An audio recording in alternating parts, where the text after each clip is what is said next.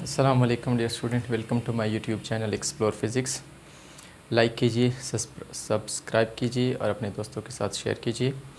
आज हम बात कर लेते हैं साउंड वेव पे कि साउंड वेव क्या है। What is sound wave? Sound wave produce because of vibrating body in need material medium for its propagation. तो ऐसे वेव कि जो वाइब्रेटिंग बॉडी से पैदा होते हैं और प्रोपेगेशन का मतलब ये कि फैलने के लिए एक पॉइंट से दूसरे पॉइंट तक जाने के लिए उनको मीडियम सहारे की ज़रूरत पड़ती है, वास्ते की ज़रूरत पड़ती है, तो उनको हम नाम देते हैं साउंड वेव। एग्जांपल से समझ सकते हैं कि कैसे ये साउंड वेव मीडियम से वाइब्रेटिंग बॉडी से पैदा होते हैं। फॉर एग्जांपल, हम अगर स्कूल बेल को ऐसे हेड करते हैं तो वहाँ के मलिक्यूल अपनी जगह से वाइब्रेट करते हैं और एज ए रिज़ल्ट वो साउंड वेव को पैदा करते हैं।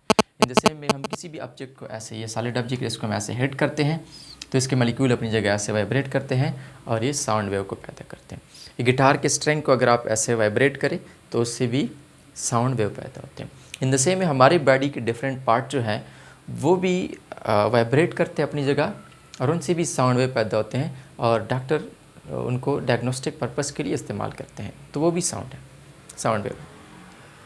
और साउंड जो है ये कैसे वाइब्रेटिंग बॉडी से पैदा होता है, इसको हम कुछ मिसालों से समझ सकते हैं कि लेबॉर्ट्री में आमतौर पर तो हम साउंड को किसी भी तरीके से पैदा कर सकते, लेकिन लेबॉर्ट्री में हम ट्यूनिंग फार्क इस्तेमाल करते हैं। ट्यूनिंग फार्क क्या होता है? ऐसे एक यू शेप ऑब्जेक्ट है कि जिसके साथ एक स्टैंड है और इनको साइड या फिज़िक्स की लैंग्वेज में प्रॉन्ग्स कहते हैं।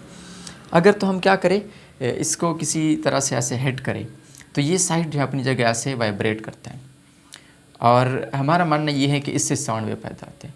फिर अगर आप क्लियर नहीं है कि वाकई ये वाइब्रेट कर रहा था कि नहीं, तो हम क्या करते हैं कि एक सिंपल पेंडुलम इसके ऐसे करीब लेके आते हैं और जब ये साइड ऐसे सिंपल पेंडुलम को टच करता है तो सिंपल पेंडुलम ऐसे सेट इनटू ऑसिलेशन, तो सिंपल पेंडुलम जो है वो ऑसिलेट करने लगता है। तो इसका मतलब ये है कि इसके पास जो एनर्जी थी वो ऑसिलेटिंग नेचर की एनर्जी थी, तभी तो इसने सेट किया इनटू ऑसिलेशन। ये अपनी जगह अगर रेस्ट में होता तो कभी इस पर फोर्स ना लगा सकता। तो इसका मतलब है कि अपनी जगह ऐसे ऑसिलेट कर रहा था और इसके ऑसिलेटिंग नेचर की वजह से इसको एनर्जी मिली और ये हम फिर ब्रॉड सेंस में देख सकते हैं कि ये भी अपनी जगह ऑसिलेट करता है। और फिर अगर आप नहीं बिलीव करते तो अब हम ऐसा करते हैं कि इसी वाइब्रेटिंग ट्यूनिंग फार्क को ऐसे पानी के सरफेस पर रखते हैं, तो हम क्या देखते हैं कि ऐसे वेव पैटर्न ऑब्जर्व करते हैं पानी के सरफेस पर। तो ये कुछ एक्सपेरिमेंट सिंपली बताते हैं हमें कि साउंड वेव जो है वाकई वाइब्रेटिंग बॉडी की वजह से पैदा होते हैं। अब इसके बाद हम बात कर लेते हैं कि साउंड को मटेरियल मीडियम की ज़रूरत है, ये हम कैसे साबित कर सकते हैं। एक सिंपल से एक्सपेरिमेंट से कैसे बता सकते हैं कि वाकई sound need material medium for its propagation. Sound wave जो है उसको मटेरियल मीडियम की ज़रूरत है प्रोपेगेट होने के लिए। तो एक सिंपल से एक्सपेरिमेंट से हम समझ सकते हैं कि फ़र्ज़ करिए हमारे पास एक ग्लास जार है और यहाँ पे हम एक इलेक्ट्रिक बेल सेट करते हैं और इलेक्ट्रिक बेल जो है किसी इलेक्ट्रिक सोर्स के साथ कनेक्टेड है और यहाँ पे एक वैक्यूम पम्प सेटेड है। अगर तो हम क्या करें कि वैक्यूम पम्प को पहले जो है यूज़ नहीं करते, मतलब कि एयर जो यहाँ पर प्रेजेंट है उसका नॉर्मल प्रेशर है, हम वैक्यूम पम्प के ज़रिए एयर को बाहर नहीं निकालते, नॉर्मल एयर प्रेशर यहाँ पे जो सराउंडिंग का है, जो एनवायरनमेंट का है वही एयर प्रेशर है।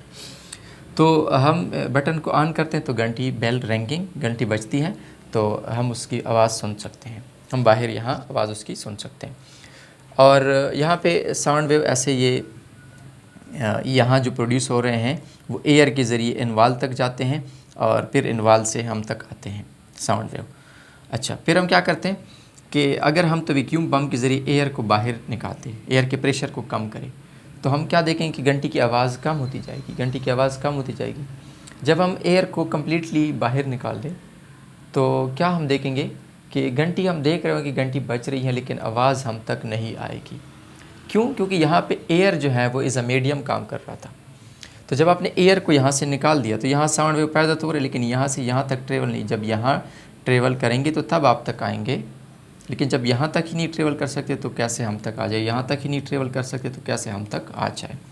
तो फिर हम क्या करते हैं कि दोबारा से एयर एंटर करने लगते हैं। जब हम एयर को इंक्रीज़ करते हैं क्वांटिटी को, तो साउंड वेव जो है वो भी फिर से आवाज़ आने लगती है और जब फिर से नॉर्मल प्रेशर हो जाए तो वही आवाज़ हम फिर से सुनने लगते हैं और उस लाउडनेस के साथ सुनते हैं कि जिस लाउडनेस के साथ हम पहले सुन रहे थे। तो इस सिंपल से एक्सपेरिमेंट से हम क्या कह सकते हैं कि sound need material medium for its propagation. या यहाँ पे भी हम अगर एग्जांपल ले लें कि मेरे और ऑडियंस के बीच जो है वो एयर मीडियम है अगर ये एयर को बीच में से निकाल दिया जाए तो ऑडियंस मुझे देख रहे हो कि मैं बोल रहा हूँ लेकिन मुझे सुन नहीं सकेंगे, जिसका क्या मतलब है कि sound need material medium for expression. Material से मतलब है कि जो मैटर से बना हो, एटमो मॉलिक्यूलों से मिलकर बना हो, साउंड के फैलने के लिए उस मटेरियल मीडियम की ज़रूरत है। तो आज के लिए इतना ही, मिलते हैं नेक्स्ट क्लास में।